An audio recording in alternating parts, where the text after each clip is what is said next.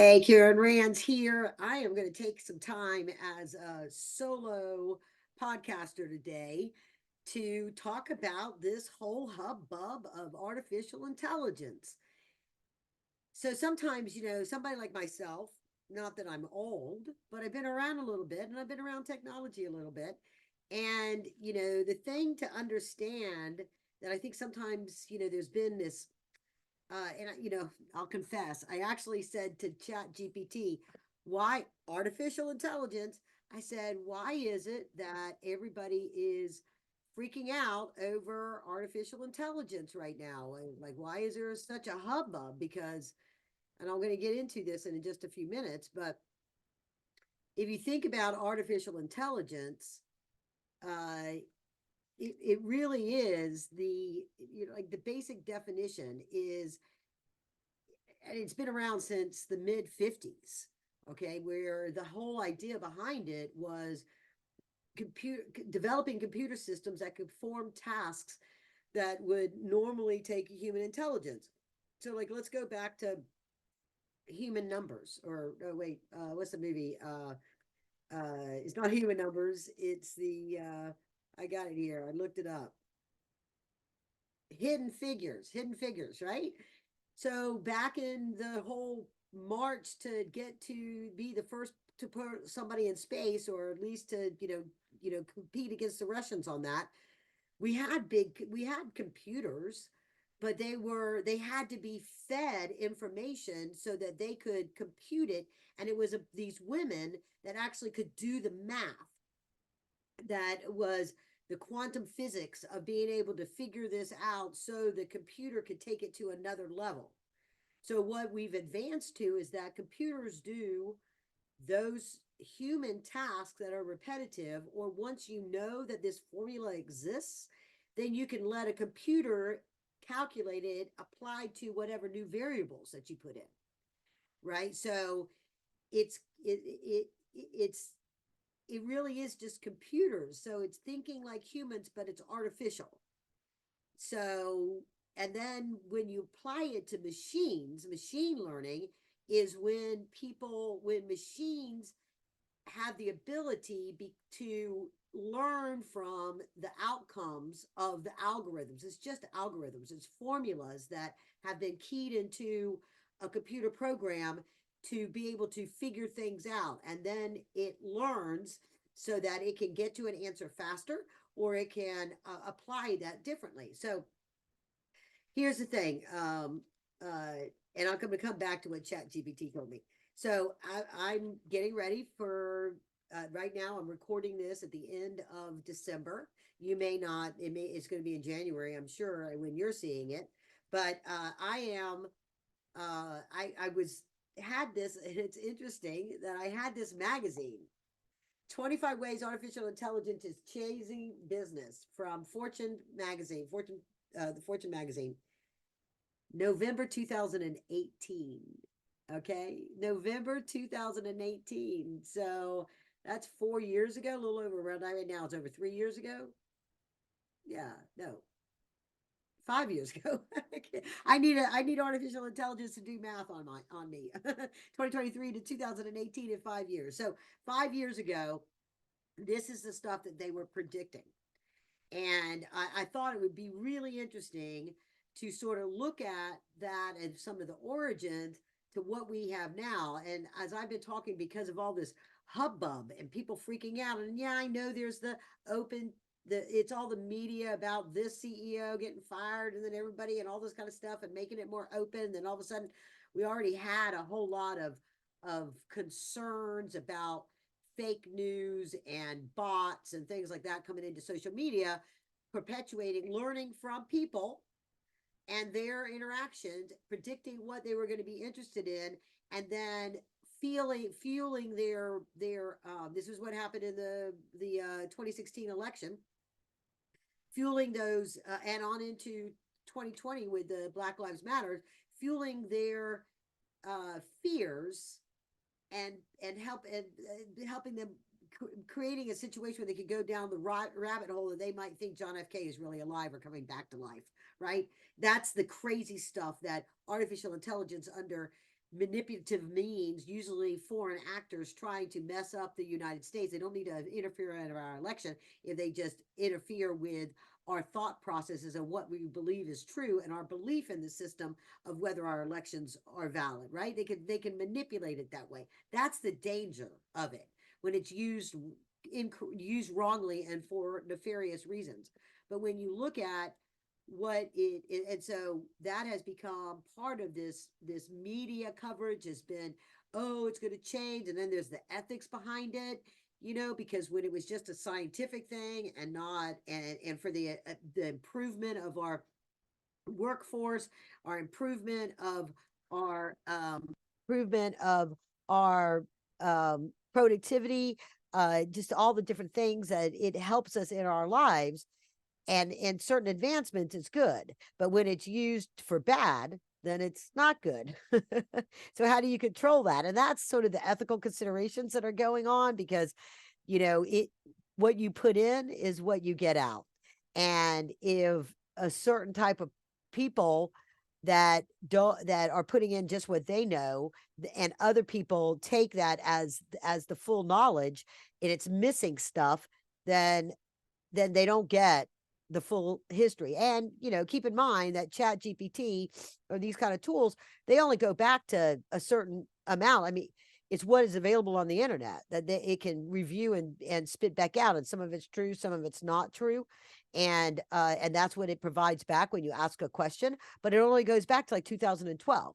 So it doesn't go back that far, and there's a whole lot more information in our history of the world, history of the US, besides what was on the internet. And I mean, internet for Google purposes really didn't exist in a public domain of stuff that was originally it was just linkages of a bunch of research labs in universities that it first to share knowledge, and then they developed things that would be able to query that. And I worked with a client, which I'm going to get into in the drug stuff on this, but I worked with a client that we're going to have to revisit it, but it was going to solve the problem of being able to create new drugs by being able to use AI to go into all the research of the last 100 years, what worked, what didn't work, all of that research, so that it could you could build upon that when you're trying to, and get much quicker to be able to eliminate the false hypothesis and tap into what was discovered so that you could use it, right? And a big part of it, people don't pay attention. They're not in the computer world like I am, or some of the people that I interview and the stuff that they do, so they don't really know. And some of the stuff that I'm going to talk about, you're going to have a bunch of aha moments. So I hope that you'll listen through this. Hopefully you're still listening. So let's get started with one thing that we sort of take for granted, the ability to go into a document or on a website and translate it into another language. Nobody sat down and translated that and wrote all that stuff and put it in. That is a computer that's doing it. That is artificial intelligence. Google really started up, and we have apps now that you can walk around and they're not perfect because they don't get the colloquial, like the little sayings, and there's like, let's take Spanish, for example. There's probably, I don't know for exactly, but many dialects. Every country that is Hispanic origin has a variation of it. Mexican is different than Spanish in Spain. Mexican Spanish they're different, right? Same thing with all the languages same thing in all the languages in Africa, all very different. You can kind of make out English from England, from US English, but there's definitely certain words that they use that we don't use, even though it's English language. And English has all kinds of crazy, ways that we use vowels and certain letters that make you sound like something, or they don't, they're silent, all that kind of stuff. It's really crazy, learning English. And so having a tool that will at least get you there, that becomes, as you use it, you learn from it. So that's a good thing, right? This whole thing we take for granted when we get these tools that you can talk to your phone and tell it to look up something, or you can have a device in your house to say, lock my doors, or, turn on the lights, or order the computer, the refrigerator will order milk for you and have it delivered. All of that stuff is artificial intelligence. It knows something like, maybe sometimes they're so smart that it knows as often as you take out the thing out of your milk jug, that it's empty. And it'll get smart enough to be able to actually see it and order it, before you're empty for the next day delivery, kind of a thing. So, that's where it seems like it's reading our mind, and they are still working on some of that stuff, that human indicators and our facial expressions. Or apparently I was looking at something that, as we are forming our thoughts, our jaws kind of do a little bit of forming the words, so it's anticipating what we're going to say. That is way out there, not really happening quite what, but hiring smarter, that was one of the areas that was talking about, that, because there's so much that is in a resume that doesn't really reflect how a person will work. So they have developed these, used to be these tests. You would go in and everybody had to take a test, and it would, be able to judge that based on your test, on your knowledge of the subject matter is one thing, but your ability to work with others, your ability to handle stress, if it's a stressful situation, all of that stuff, it now can be figured out ahead of time, because they have these very simple programs that you go through that know the company keys in what kind of characteristics they want. And again, it's the computer that processes the information, the artificial intelligence, but it's dependent on humans on one sort or the other to give it the data that it's going to produce a result that a human can make a decision on. And if they don't like it, just like on Chat GPT, I use it as well as other AI tools on my show notes. I mean, when I'm prepared to do a podcast with somebody, I type it all up. I put all of my stuff in, the questions I'm going to ask, the bio I'm going to read, the background of things like that. And I'll throw it into an artificial intelligence to put it into real paragraphs and key takeaways. And sometimes I'll put the transcript in there, and it'll analyze it and come out with key things. I did an interview that just recently was released a few weeks back on the sex tech from Mystery Vibe. Well, we did talk about nanotechnology in that, but it was like 5 minutes.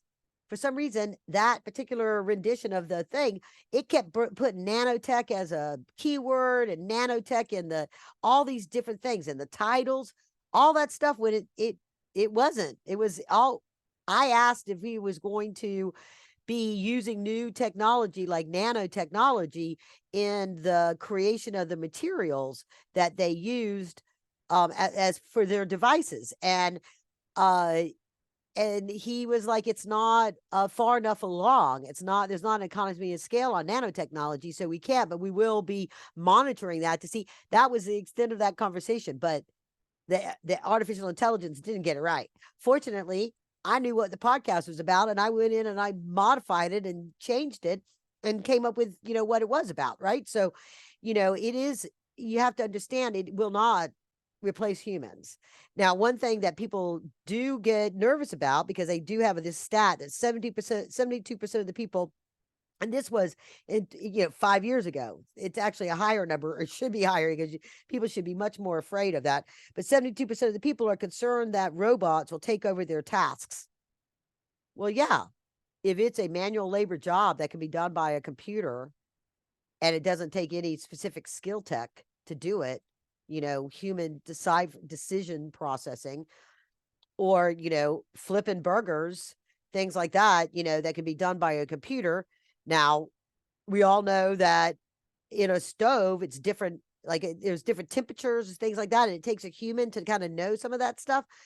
When there's not a perfect serene environment, I'm not using that as an example with the hamburgers, but even still, the way to go, if that's the reason why this employment issue is much more complex than people think, because we really have to prepare people for the jobs of the future. And there's certain things that, robots can do, but they still will require human supervision. And think about autonomous machines. Well, I shoot, a decade ago, my angel investor group invested, and we raised capital for a robotic lawnmower. And the idea wasn't for you in your yard to do it, but when they have to go and mow a golf course, it takes a human to go and map it, go all around where you're going to do it a couple of times, just like your Rumba or your vacuum that you have, your sweeper that you have in your house. It is a artificial intelligence broom that goes around your house and maps it, and then goes back around your house, and it knows the map and it's following the map. That's artificial intelligence. We have had, it's a robot to sweep your floors. And so we've had this kind of technology with us for decades. So I want everybody just to calm down on it. Number one, I'm going to go into some other things that I think are really interesting. Calm down on it for number one, and just sit back and look at what it can do for you. Understand that it can be dangerous in the wrong hands, and when it doesn't work properly. So you can't just trust it 100%.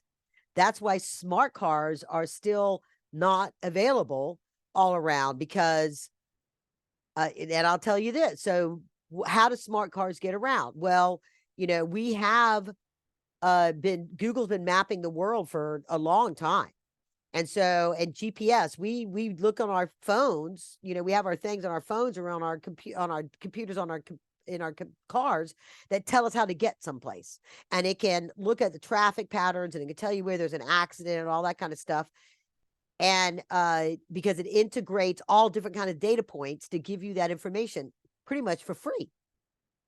But when it comes to smart cars, the radar that goes around the car isn't very smart right now, because it's going off of these older chips. Well, there was a company presenting here in Atlanta through Atlanta Technology Development Center that had figured out a way to put better smarts into these radar technology that gave it very better clarity on the difference between shapes and things and heat patterns and things like that. So it would know if there's a person getting ready to come in, because it couldn't see the difference between the person and the car. So a person was jaywalking and somebody hit them.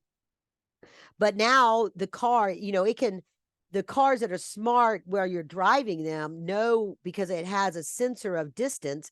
And if you're getting close to another car, and it'll beep, beep, beep, and it'll tell you to go back, right? But it couldn't tell the difference between a stationary car and a kid on a bike or somebody like this going out.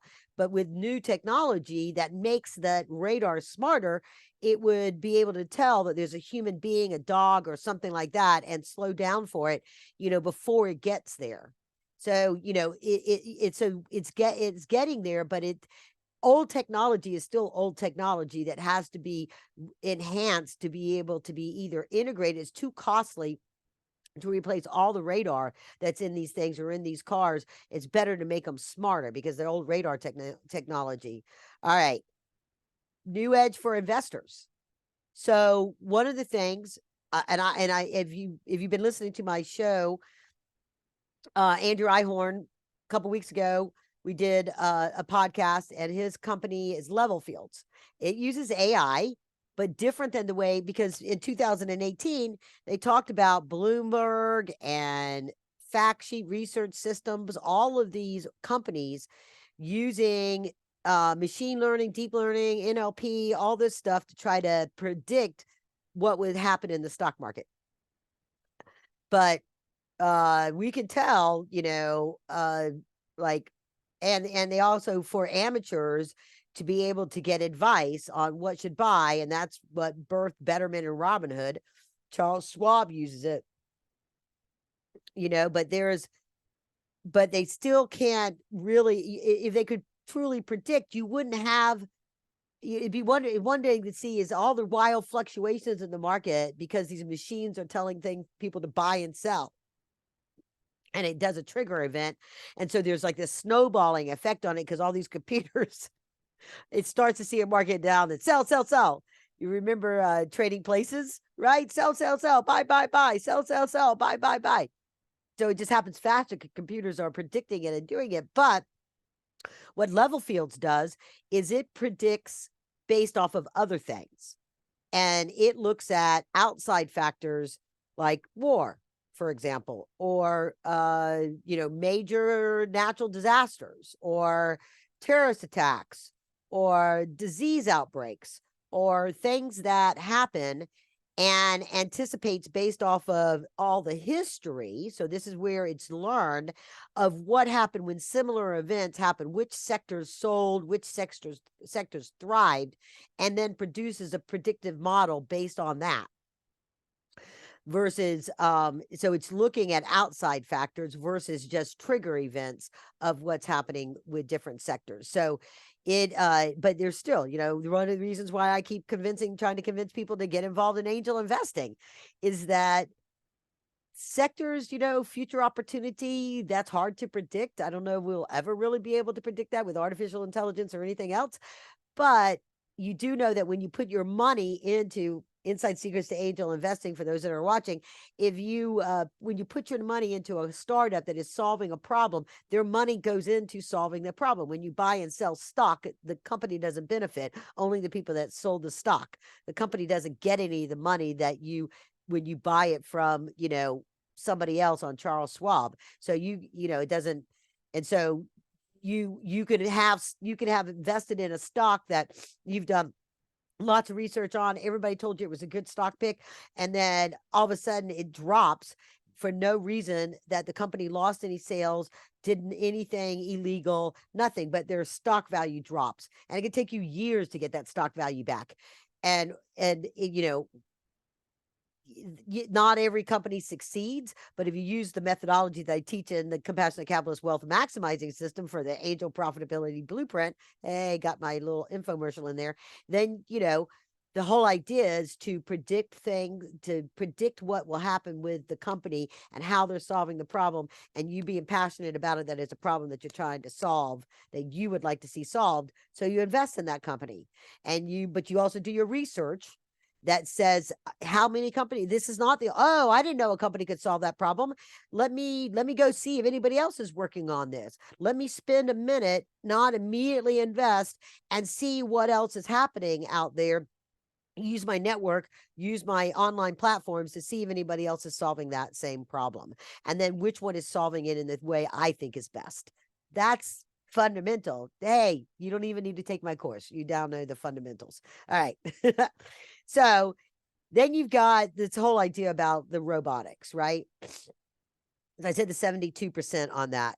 Well, so like what some places are doing is that they're blending robotics with human, and that, Stark, right? In Robo Man, whatever that show is, that is like back in 2018, BMW were equipping humans with robot shells so that they could be faster on assembling cars, particularly things that are really labor intensive and can that have to do a lot of that, would the human body just can't sustain that much repetitiveness, but humans are melded with it. And you see this in some of the training that you can go into. This is the area you don't have to be afraid of robotics if you learn how to run a robotics. And people that you do a lot of this in the military. It's when the bombs that go out, the bomb machines where somebody's doing it with a joystick and manipulating it to go around, right? All of that stuff is artificial intelligence.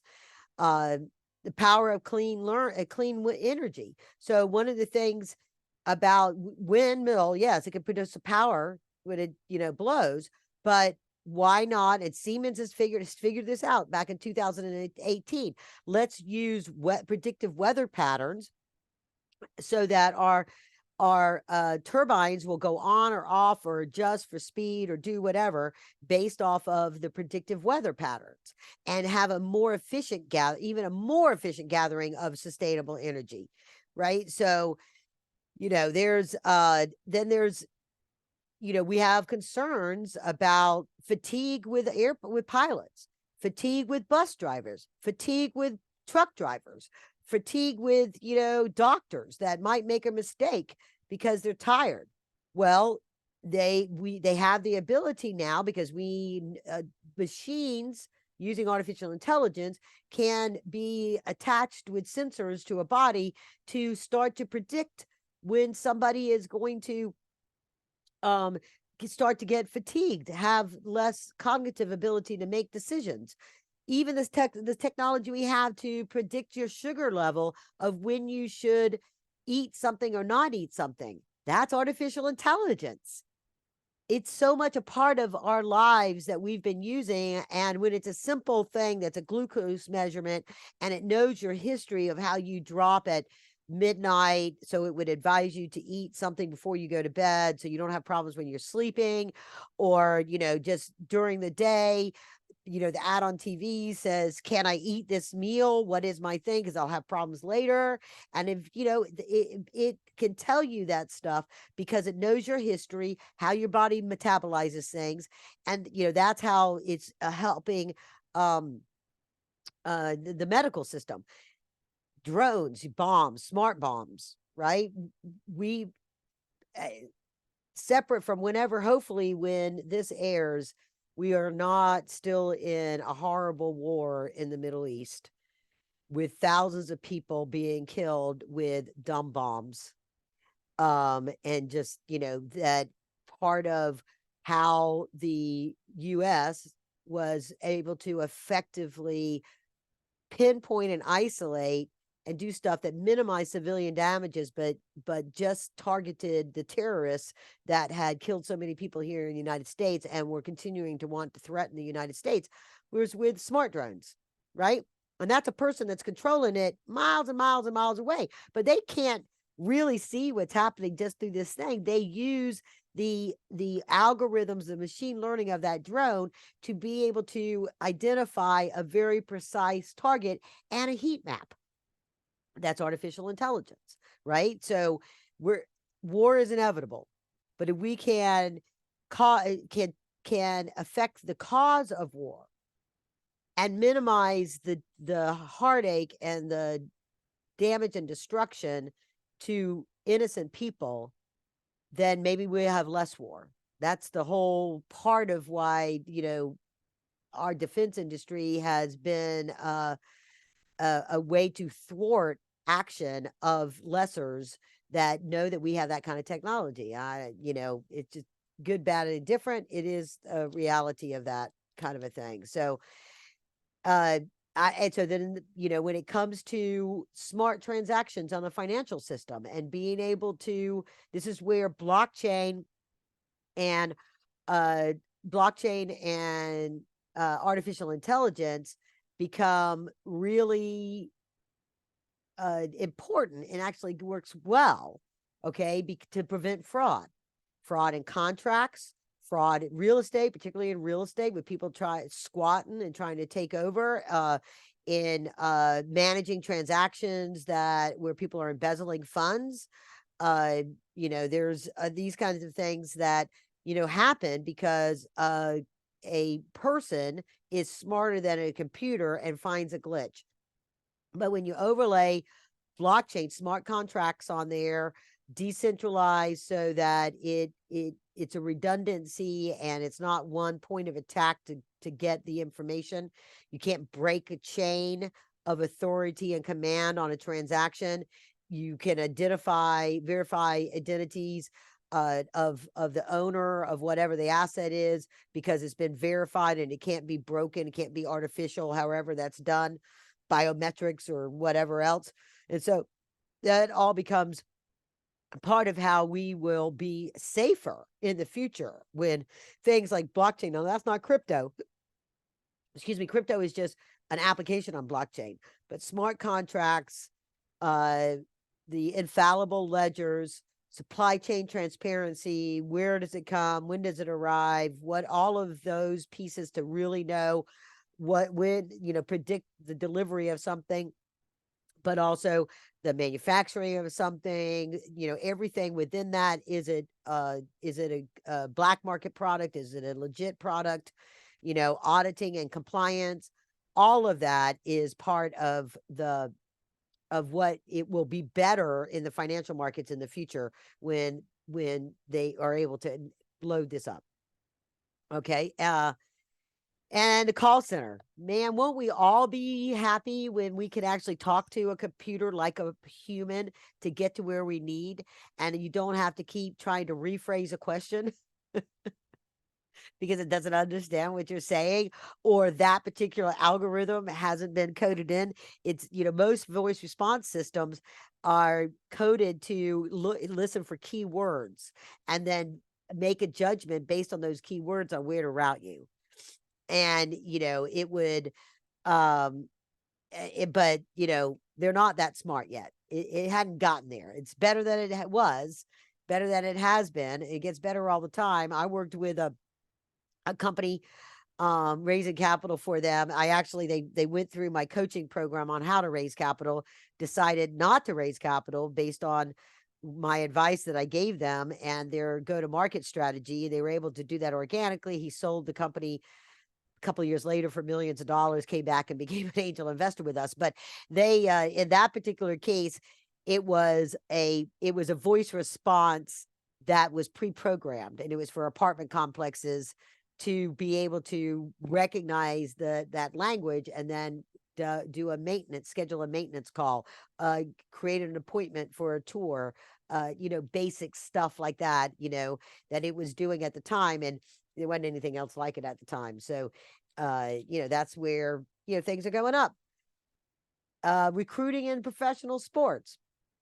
Now they have computers that kind of do that. They have computers that they didn't used to be able to analyze a video. They just could look at the stats of somebody's goals or whatever. You think about the movie Moneyball. Well, that was because a human said, hey, we only have so much money. We want to build a team that has this overall stat record, because I think instead of having one superstar or doing this, that, or the other, let's get where they can work really good together.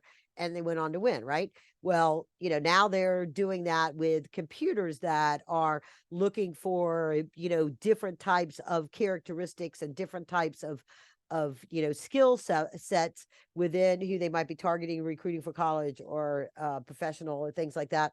And as soon as they're able to, and the highest end of anything is already doing this, but the cost of that technology hasn't gotten down where it can go all the way down to your, tier 2 colleges to be able to do this. Right. So, they are be able to look at videos of somebody playing their sport and say, this person has these skills that may or may not be, specifically on their stat sheet, but they'll be a good addition to our team. So the highest level ones have the technology that reviews those videos.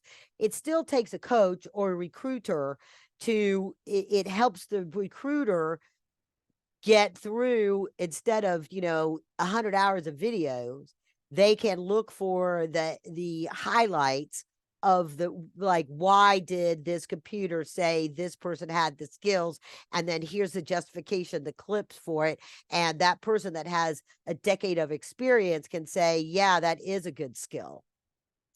That whatever, or that person that always runs to the right, and that's not going to be good for us. We'd have to teach them to run right and left, whatever.